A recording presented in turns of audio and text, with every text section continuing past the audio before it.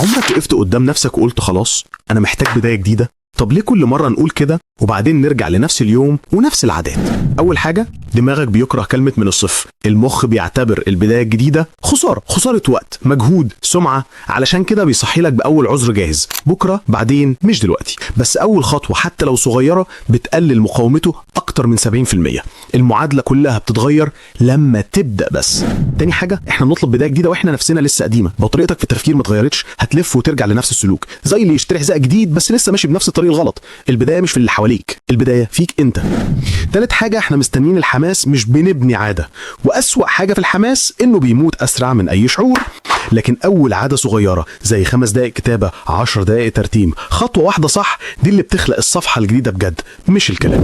الخلاصة، انت مش محتاج بداية جديدة، انت محتاج خطوة واحدة تثبت لجسمك وعقلك انك اتغيرت، وساعتها هتلاقي البداية بتتفتح لوحدها. لو استفدت من الكلام ده قول لي في الكومنتس، واعمل متابعة او اشتراك عشان نكمل الرحلة دي سوا. والسلام عليكم.